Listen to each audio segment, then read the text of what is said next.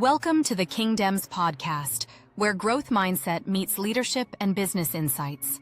Get insights from top entrepreneurs, professionals, and thought leaders. Visit kingdomspodcast.com. Fuel your mind. Your next breakthrough starts here. Looking for expert legal support you can trust? At Grayfield Solicitors, we simplify complex legal issues for both businesses and private clients across Essex and beyond. From pensions and insolvency law to construction, conveyancing, and commercial litigation, our experienced team is here to help. With clear, practical advice and a commitment to results, we put your peace of mind first, every step of the way. We're proud sponsors of the Dems podcast, championing voices that enlighten the world on growth mindset, leadership, and business insights for entrepreneurs. Visit grayfieldsolicitors.com today to book your free consultation. Live, ladies and gentlemen, you are once again welcome to the Dems podcast and Diary of a CFO. And today, please make welcome with me a very, very, very special, very important personality fighting out of Atlanta, Georgia. Suzanna, the PEO to the CEO, Martinez. How are you, Suzanna? I am excellent. That it's actually PEO for the CEO. Okay, PEO for the CEO. Suzanna, the PEO for the CEO. Yeah, thanks for that introduction. I thought I'm going to go out back and become a boxer here. Let's go. Wow. So, did you watch the UFC at all? Mm-hmm. No, I didn't. Oh, so that's the Bruce Buffer introduction. I just stole his style of introduction. It's quite energetic. It and of is course, very energetic. Yeah, exactly. And of course, everybody in life is a fighter. Let's not deceive ourselves. We all fight for something. Absolutely. Yeah. Who would you say you fight for? You fight for the CEOs? I fight for the CEOs. I'm their advocate. You bet. Okay, so actually, you're the CEOs today. and CFOs as well. So. Whoa, Yeah. So I'm actually both. I run a fractional CFO service, and of course, I'm the CEO of the company. So I would fight for people like you. Oh, wow. That's cool. Fight to maximize your benefits without overpaying in PEO fees. Whoa, I love that. We're gonna make a highlight reel with that. And of course it's just gonna go viral. Whoa. I'd say you're very much welcome. And this is something that I always say. The risk of being cliche or sounding like a broken record. Gratitude is good attitude. And of course, when a person shares their time with you, they share their life with you, because the SI unit for measuring life is time. Having a highly resourceful person, highly experienced person, highly educated, enlightened person like yourself, come on the show today. I don't take it for granted. I show appreciation for it. And of course, words are actually inadequate to express how grateful I am to have you on the show today. God bless you. And of course, from me to you, it's love and respect to you. So thank you. Same to you. Yeah. You're welcome. Right. So, this is the Dems podcast. We're trailblazing leaders, strategies, and thinkers unpack mindset and methods behind transformational success. So, today's guest is a dynamic problem solver in the world of business operations. She's a founder and president of PEO for the CEO, a company helping businesses scale efficiently while slashing costs and simplifying HR. So with over a decade of experience in payroll, compliance, benefits, and risk management, she's the secret weapon behind countless founders who want to focus on growth, not admin cares. So she's sharp, strategic, and committed to empowering CEOs to lead smarter, not harder. Suzanna Martinez, welcome to the show. Thank you for that introduction. Let's set the stage. What is a PEO? Because I'm quite curious. Yeah, that's probably the best place to start. So a PEO, it stands for Professional Employer Organization Model. And basically what it does is it pulls several thousands of co-employees into a large group to get buying power and economies of scale when it comes to insurance like health insurance, workers' comp insurance, or retirement services. At the same time, it helps companies scale their businesses by helping them with the back end HR infrastructure. So it's basically businesses are outsourcing their HR infrastructure, their administrative functions, its systems and technologies all consolidated in one single source solution when it comes to payroll, benefits, HR, workers' comp, retirement services, all in one system.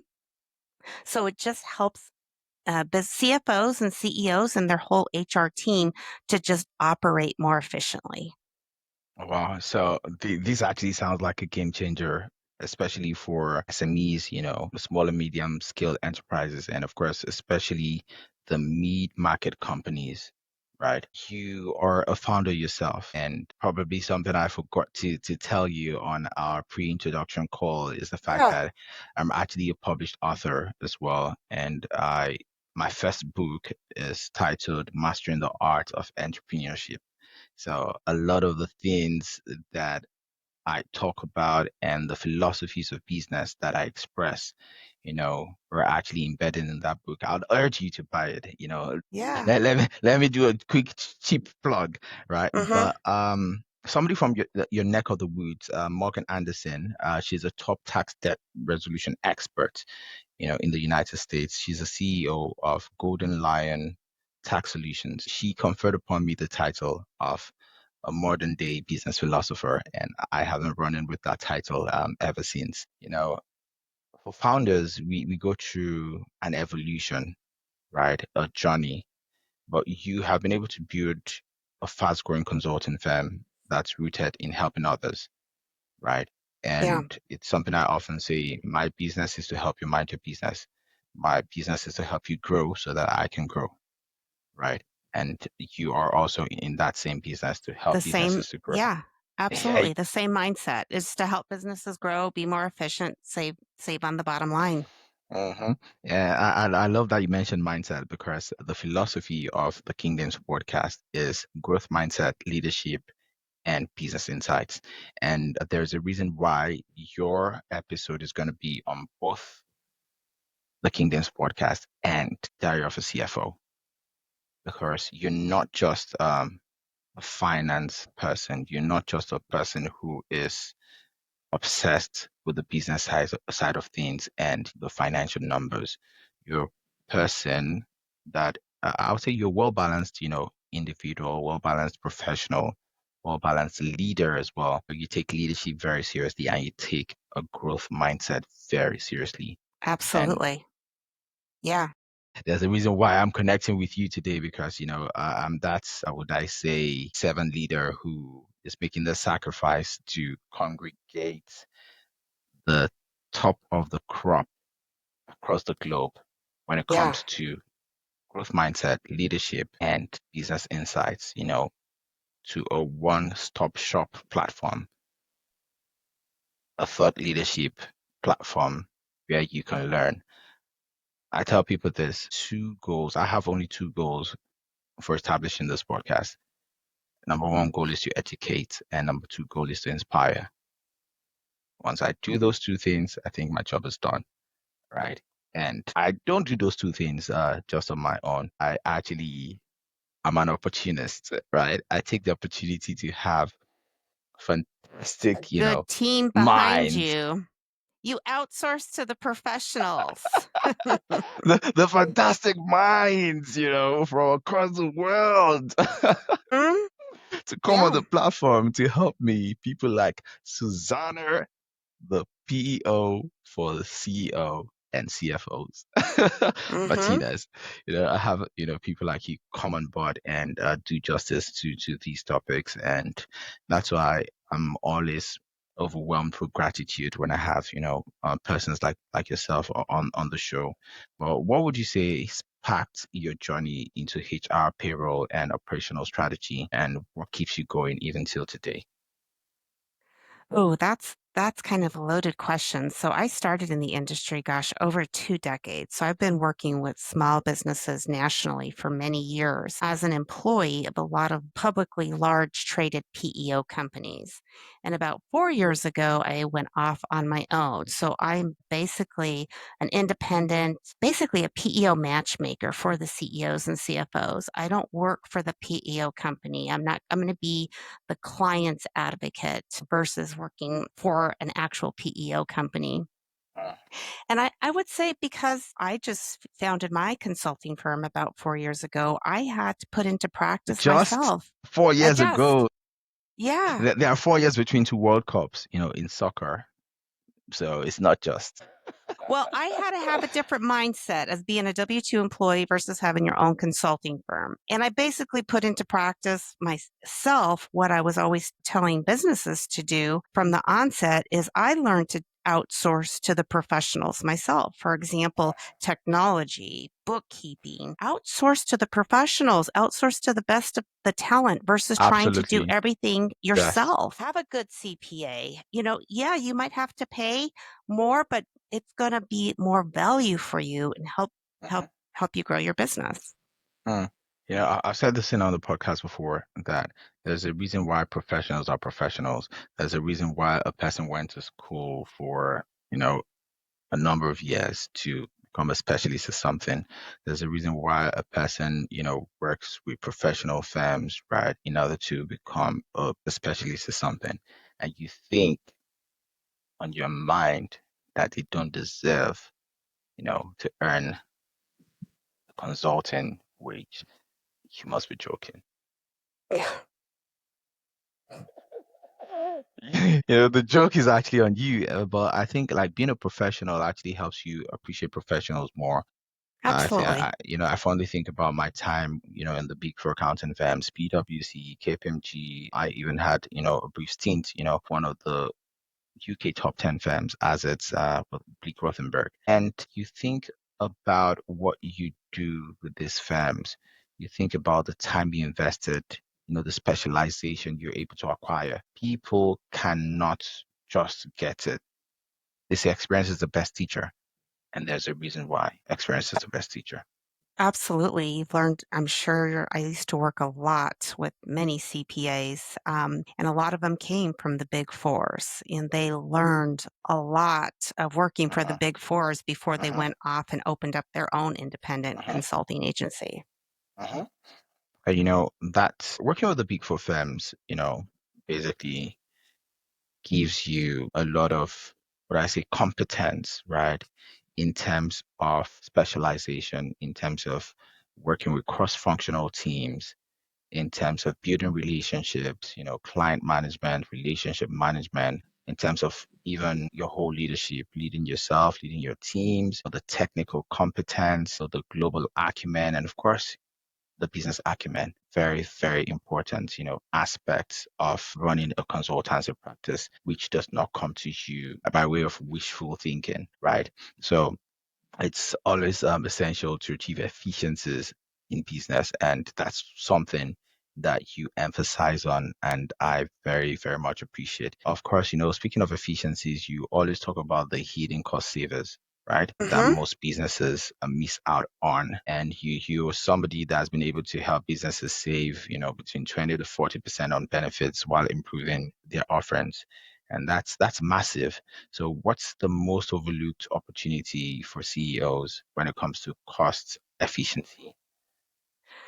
Well, oftentimes businesses just keep on going, status quo. It's just easier to renew as is status quo, and they don't have time to do the due diligence. And that's really where my firm comes in. We do the due diligence for you. We do all the analysis, gathering all the proposals from the different PEO companies, from the insurance carriers, trying to make sure that your employees are going to get the same or similar benefits than what they currently have today and hopefully help reduce the bottom line as far as the total overall premiums. And oftentimes, what I end up finding is if you've been with a PEO for over 3 years and you haven't done due diligence, there's some savings there on the administrative side that we can find for you.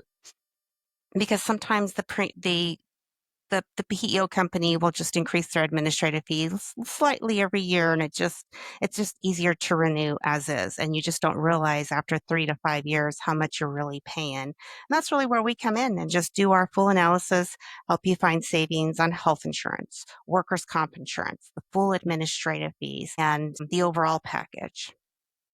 So You know, yeah, 20 to 40% is pretty significant. And those are typically the average numbers when we're looking at everything as a whole. that's massive. That is massive. 20 to 40%. If somebody does that for me, my current company, I think I'll be praying for them every day. Mhm. I'll be praying Well, for them every here in the day. US, our healthcare is just rising every year, double digits increases. So it's just constantly trying to look at different creative strategies to save money on costs on healthcare.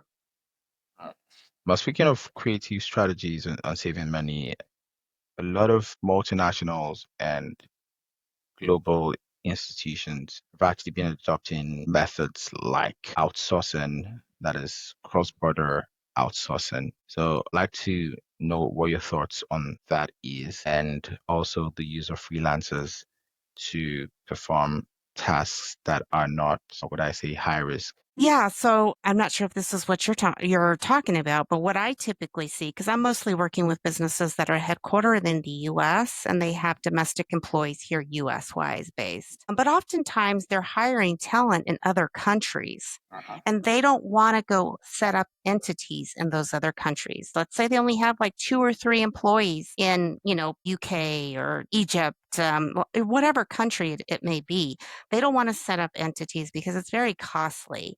So there's another Absolutely. model, kind of similar to the PEO model. It's called the EOR model, Employer of Record model, where Okay. you can actually outsource to the EOR model and not have to open up an entity in those countries and then outsource to the EOR company and they can help pay your employees, make sure you're compliant with all the laws in those particular countries until you grow. I mean, once you start to get to be, 20 employees per country, then it probably makes sense for you to open up your own entity there and set up shop. But oftentimes, companies are just trying to get the talent wherever they can. And sometimes it's spread out between multiple countries. Okay. So, how about the use of, say, contractors, for example, for like ad hoc projects? So, there are companies, especially tech companies, that have one-off projects, right, that you don't need to employ a full-time employee for. So, how do you help them save costs in terms of and I think the location matters a lot in terms of saving costs. So you need to weigh the location and the quality of the talent pool in that Absolutely. country. I think a Yeah. lot of people are going to locations like India, Bangladesh, Hmm. Pakistan, Hmm. to employ what I say talent from those places. Hmm. But what's the framework around that? Well, if you're going to hire a true contractor and they're true not going to be an employee and you're going to avoid paying taxes, you come into a gray line and every country is going to be a little bit different, but it does depend on the tasks that is involved, how long they're working for you. So you really want to meet with a professional first to determine, is this truly a contractor or is it an employee where I have to pay taxes within that country? But oftentimes, no matter where you're paying people and no matter if it's a contractor or an employee, you still have to pay them. And there's costs to do the money movement. And, whether you're wiring the money, using other type of apps like Wise, most companies want to I use just Wise. yeah. So similar or PayPal or however you're using to pay Uh-huh. these international contractors, there's a cost to doing that. And Yeah, so and PayPal has been sometimes annoying lately. They've increased their fees. they've increased the fees and then sometimes it just delays the in person, the contractor getting their Yes. money. Yes. Um, and so that can be disruptive there. So in an EOR model, it makes direct deposit really easy to do, to be able to do an ACH of the company's business account and then do direct deposit into the person, the contractor, or the employee. Very easy. Mm. Oh. People want to get paid. And if they're not going to get paid, they're not going to stay loyal to you. They're going to move on to another project. Whoa, no finance, no romance is Hmm. the order of the day in the current global business ecosystem. But when you talk about compliance, I always tell people that the cost of compliance is always less than the cost of non-compliance. Absolutely. You get People somebody coming don't in see to it. do a fine and tap to pay penalties. I'm dealing just here in the U.S. The IRS comes knocking on your door, having to pay IRS penalties. We have the Department of Labor. They come knocking on your door. There's going to be some additional penalties there. We got different local and state entities that can also penalize you as well. And I imagine internationally, it's the same. Every country is going to be different, and there's going to be penalties if you're not abiding their laws and paying their taxes and being compliant with the people that you're hiring in their countries. Oh, wow. So how do you help the CEOs not to lose their minds when it comes to the regulatory compliance issues? Well, helping them outsource, whether they're all their domestic employees here in the US to the PEO model and any of their international people to the EOR model, which is the employer of record model. And the employer of record is actually taking on liability of risk and compliant to make sure that everything is compliant in each country. In the PEO model here domestically in the US, it's what we call a co-employment. So it's a shared risk compliant. So both companies are named on any type of lawsuit, but at least you have a partner with you that's going to help ensure they're going to help you dot your I's, cross your T's when it comes to compliance per state. And oftentimes, what we see is employers will have employees in certain states, and then all of a sudden they'll start hiring in different states. That happened during COVID. They just started hiring wherever they found the talent and, Uh, having to deal with different multiple states here in the US can be very cumbersome. So you might be a very small technology and only have 15 employees, but every employee might be in a different state and then maybe a few internationally. Why take the risk of being out of compliance, fines, and just why don't you just pay to outsource it to the professionals, let them handle it, and that way you can focus on what it is that you do, selling widgets, making widgets, what you really went into business for. Nobody ever goes into business because they want to handle their employees and making sure they're compliant in different states and countries. I mean, Too much headache. nobody ever goes into business for that, right? It's just way too much headache. And Yeah. as a young Outsource CEO that headache myself, to the professionals. I know I don't always want any extra burden. It's a Mhm. lot.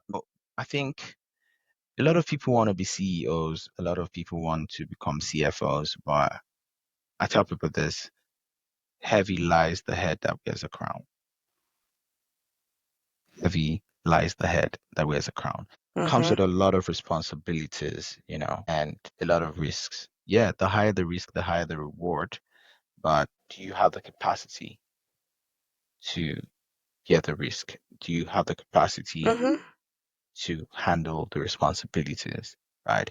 So it sounds really fancy, to be known as a to be known as a CFO. But I know the burden that comes with it, and it's actually not funny. And I always say that I am the most authentic person walking the surface of the earth. Right. I'm sorry, Susanna. I know you're authentic, but I'm still the world leader right now. I could beg to differ. Yeah, you can disagree, but it doesn't change what is on my books, You notice that, and yeah, this is me being real. I joined the session for this podcast 5 minutes late, exactly 5 minutes late, and trust me, I had to push myself, right, to make this episode work out today. And you would notice when I said there's a lot that goes on behind the scenes, right? Mhm. People don't see the pains behind the gains, right? I was literally at the verge of postponing today's session, but I'm grateful I did not postpone it, right? there's been a lot, going on behind the scenes in terms of the company structure, the company infrastructure, talent, recruitment, everything. And the CEO has to be on top of everything, Yeah, they have to right? do everything, be the janitor, pay the bills, I'm pay telling, payroll. I'm telling you, being the janitor, God bless you for that. It's Hmm. a lot, but I always pride myself in being a servant leader, right? And I tell the people that work with me, I tell them, I work for you. You don't work for me. I work for you, right? So please help me to help you. Yeah. Because, if you don't help the CEO, right, everyone has to put in the work, right? Everybody has to put in their weight, right? And that actually is a great way to segue to the next question that I'm going to ask you.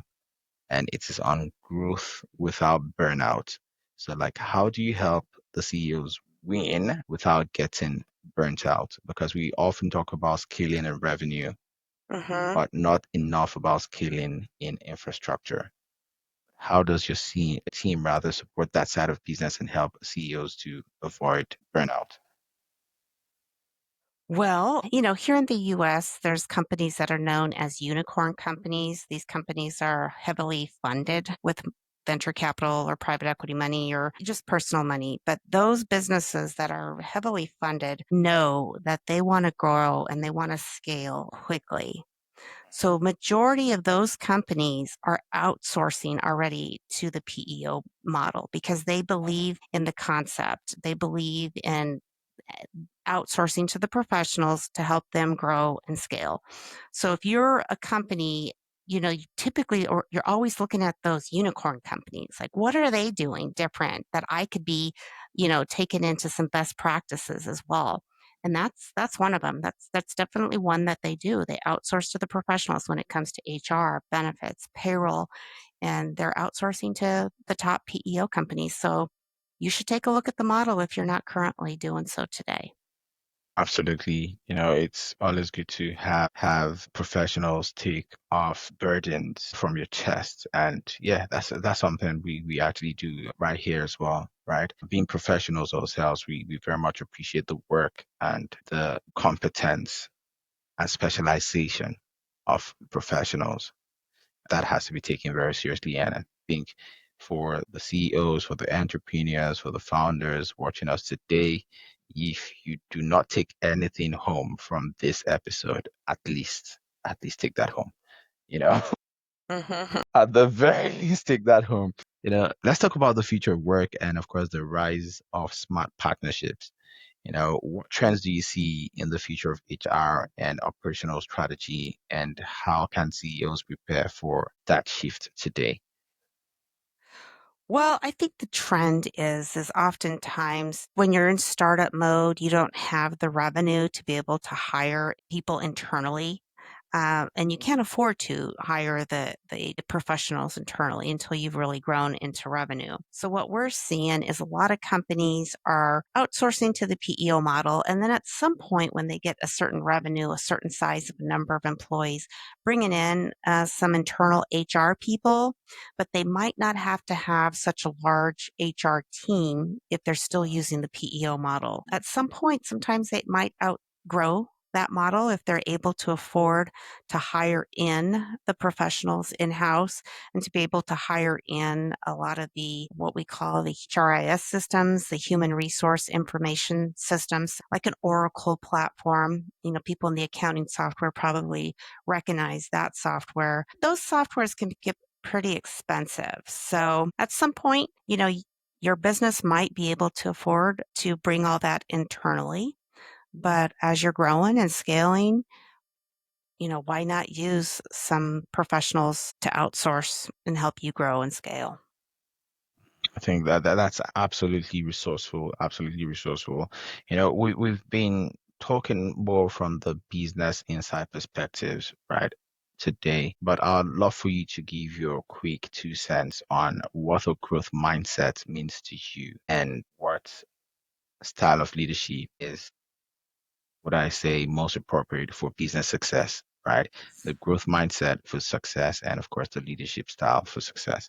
I think the growth mindset to me is as a person that's always going to continue to be learning, no matter where you are in your life's journey or in your professional journey or whatever title that you might have in your work. We can always be learning. I mean, even the top professional athletes are always practicing their skills. They're always willing to learn new skills and practices. So I think if we have the mindset of, what can I learn today? Or if we're going to, go to a seminar or whatever it is, we can always learn something else from somebody else or something else, and just keep an open mind no matter, where you are professionally or what title you may have. Thank you very much for that one. And many thanks to the Riverside editing. When you're editing, it gives you the option of removing fluff, and I'm sure it's just going to like identify it very easily and remove the fluff from the conversation. Okay, back to the conversation. You were talking about what the growth mindset actually means to you, but in terms of business philosophy, right? For me, I always say that a win-win perspective Hmm. is the best philosophy for continued and sustained business success. Yeah. And collaborative leadership is the best style of leadership from my perspective. Yeah. What would you like to add to that in terms of what modern day business leaders need to add to their arsenal in order to achieve success? Always be learning, always be humble, always keep an open mindset, You could always learn from somebody else. So when you're talking about the win-win mindset, there's always an opportunity to give back to others. Givers gain. The more you give, the more you get. It's you reap what you sow. But some people are not even sewing. So how can they They're reap? not even sowing, exactly. So they're reaping nothing. Yeah. This reminds me of a past guest that said, while we were playing chess, others are playing checkers. And I was like, oh, Hmm. some people are not even at the board at all. Some people are playing nothing. Yeah, exactly. Yeah. Whoa. It's been a really, really great having you on today, because I definitely have a positive bias towards you because you are uh, a CEO, and of course you're a friend to CFOs. So why hate when you can collaborate? And Oh, that would why lead me. hate when you can collaborate? I like that one. I'm going Yeah, to you can steal keep that that. one. You steal it. I give you. Why hate when you can collaborate? There you go. It's just tell me why. You've got no Yeah, reason and why. that's a good point because oftentimes I like to collaborate with friendly competitors as well. There's always things that you can learn from one another, Absolutely. versus being so cutthroat. Why hate Mhm. when there's opportunity to collaborate? Perhaps they might specialize in something else where, there can be some synergies between friendly competitors. Absolutely. Absolutely. And the sky is big enough for the stars to shine. So Absolutely. There's when you plenty of have a business to star, go around for everybody. absolutely, when you have a star mentality, it enables you not to be a gatekeeper. Because we're in the age of artificial intelligence. Anybody can know anything. Anybody can gain, a superior competitive advantage by way of enhanced research. AI accelerates research. And for me, I've always been a good researcher.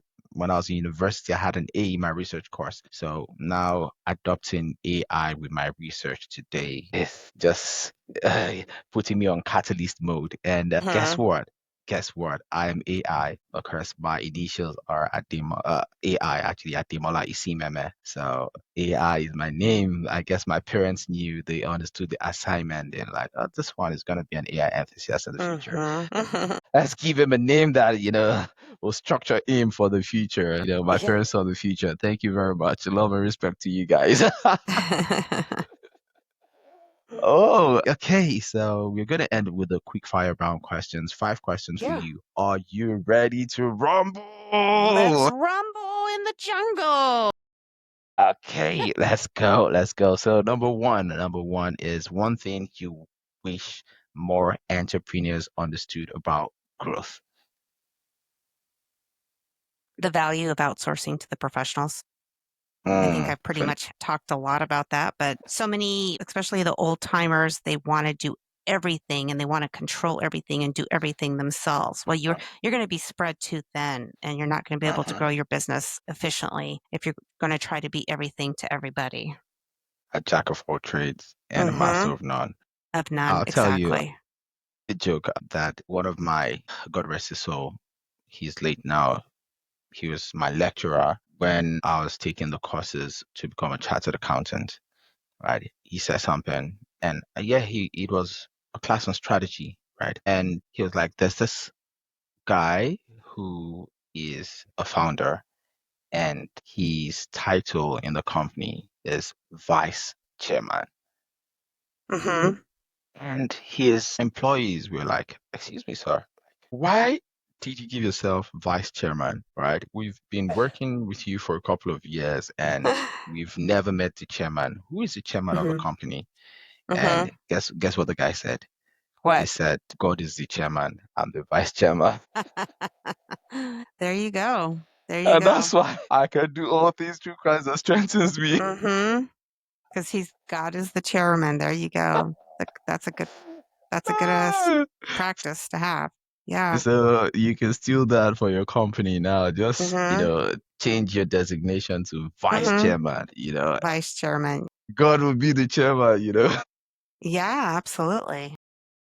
So, number two is, what's the best piece of advice you've ever received in business? What was the best advice I've ever received? Make sure your books are clean. Make Make sure your sure. books are clean because it's going to be easier for you to get financing, easier for you to get loans, easily you're going to be more taken seriously when you have your books in order and clean. And as a CPA, you would value that. Absolutely. I remember the headaches I had to go through, having to audit entities with That very were a dirty books. mess, that No, were a mess and kept their books in a shoebox. it's never a nice thing. It just makes you unhappy. Mhm. You wake up and you don't feel like getting out of the bed. Yeah. Whoa. Okay. Number Also, three. I would say too that it's really difficult for businesses you want to not pay as much in taxes. You want to do everything legally to not pay as much taxes, but at the same time, you want to show that you're making revenue so that way you can go out and get loans. And there's always that fine balance, to really both. You don't want to pay undue taxes, but yet you want to make sure that you look very sound financially. Tax avoidance versus Mm-hmm. tax evasion. So Mm-hmm. we'll go the tax avoidance route, not the tax evasion route. Totally. Okay, so if you could automate one CEO headache forever, what would that be? Oh gosh, if I can automate one CEO's headache forever, what would that be? Not have so many PEO sales reps calling them every single day, all day long, and messaging them on LinkedIn and emailing nonstop. They're bombarded. I would just say, tell them to come to me to go through me to work with you. Let me funnel all the salespeople. Whoa. Now,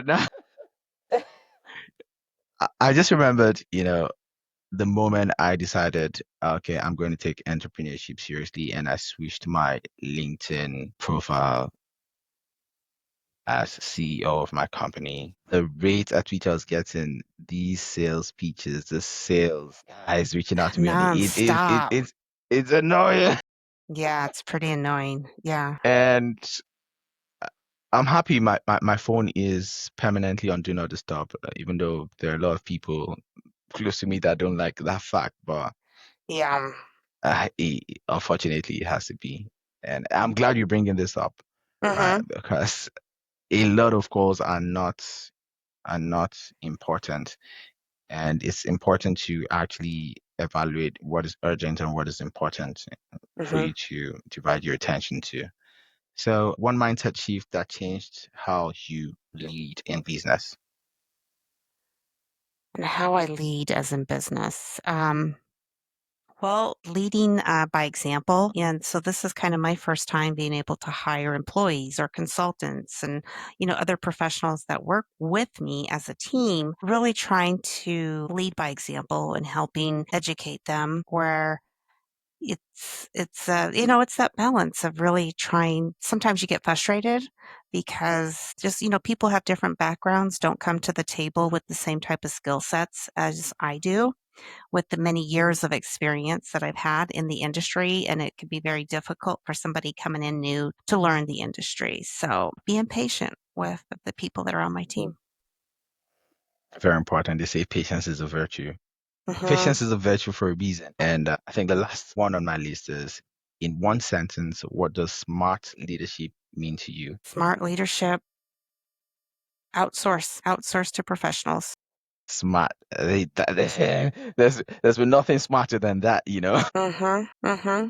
There's been nothing smarter than that. And of course, speaking of being smart, I would advise our audience to do the smart thing by going to PEO for the CEO.com and engage with the content that you have there and find ways to do the smart things, smart leadership, outsource to the relevant professionals that can handle business for you. Their business is to help you mind your business, right? And the name Susan and Susanna, they're quite, would I say, oftentimes mistaken, but I don't want to mistake your name. So, Susanna, right? It's a very Uh-huh. big thank you from me to you. And I'd love for you to advise my audience, right, to do the smart thing by putting their weight behind the show, right? We've had really big wins lately. I'm grateful, guys. But I'm an Oliver Twist. I keep asking for more. So, I would encourage the smart thing to do is hit the like button and subscribe and share to the audience, to your oh, audience. fantastic, fantastic. And of course, Susanna, your clarity, your energy, and strategic mind have actually just turned HR from headache to hell yes. Right. So thank you very much for dropping your actionable gems today. And of course, if you're a business owner or leader listening or watching, you are ready to scale without stress. Visit PEO for the CEO.com. And of course, I am the CEO of SEO for podcasts. Visit my stand store today, guys. So go look up the show notes. From me to you, it's a very, very big thank you. And of course, love and respect to you, to the audience. I appreciate you guys. We are now global top 5% on listen notes. Today, we crossed the threshold on YouTube of 15,000 YouTube subscribers. We have crossed the threshold of 10,000 subscribers on 10,000 downloads and streams on Spotify. So I'm really grateful to you Congratulations. guys. Thank you very Congratulations to much. that. Thank you. Because before you go, do you want to leave a shout out for anyone before you leave? No, just want to say thank you for having me. It's been a pleasure. Feel free to follow me as well on LinkedIn at PEO for the CEO. Suzanna Martinez here, fighting to maximize your benefits without overpaying in PEO fees. Yeah, I just love the line PEO for the CEO. Nothing sweeter. And of course, guys, till I come your way again, keep winning. And of course, God bless you guys.